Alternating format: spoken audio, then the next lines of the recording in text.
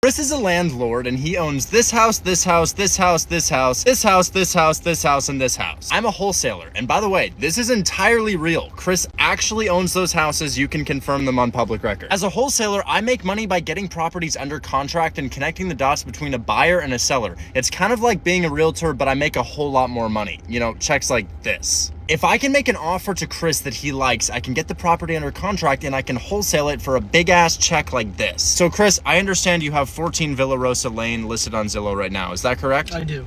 And you are currently looking for $270,000 for it? Mm-hmm. Okay, well, if I'm gonna do a cash wholesale deal on this, I probably need to offer you like $180,000. Is that an offer that you'd be willing to accept? No. Yeah, I don't see him accepting that offer. But at the same time, you can't accept that offer because you owe like $250,000 on your mortgage, right? Yeah, there's no way. Even if I offered you a reasonable offer, like $260,000, would that make sense to you? Not really. So even if I offered him $260,000, he's still got to pay his realtor 6% of the sales price.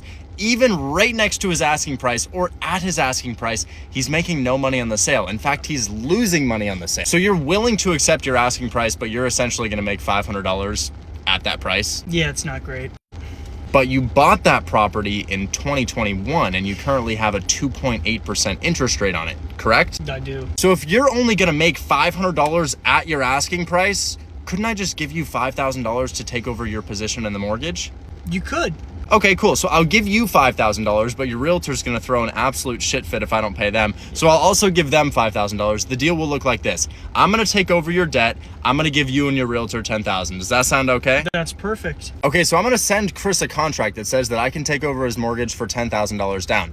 By the way, if I were to normally buy this house with a loan, I would have to come up with $60,000 in cash, and I've got a contract that says I only need to come up with $10K. So real estate investors like Chris will pay exorbitant amounts of money for my position in that contract because they would have to come up with way more money as a down payment. Their interest rate would be way higher. They'd have to qualify for the loan, and it would go in their debt to income ratio as well. I just wholesaled Chris's house by offering him more than he ever expected to make. There's two ways to wholesale. I can lowball the shit out of Chris, but that's not going to happen very often. He's not going to say yes to that.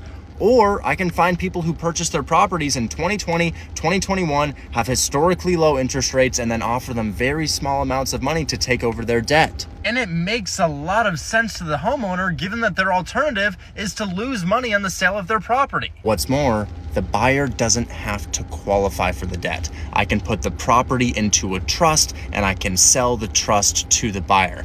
I own the properties that Chris owns. Yes, Chris owns those houses, and in theory, somebody could have this conversation with Chris, but we own them together. And the way that I own those specific agreements is the seller puts the house into a trust, I buy the trust. The trust owns the property has a mortgage on it, and I now control a 2.65% interest rate. And the last time I did this was ages ago. It was a whole 48 hours when I bought 1347 Harvard Avenue in Memphis, Tennessee, and paid Kenzie, a member of Hold My Hand Wholesale, $5,000 for finding me the deal.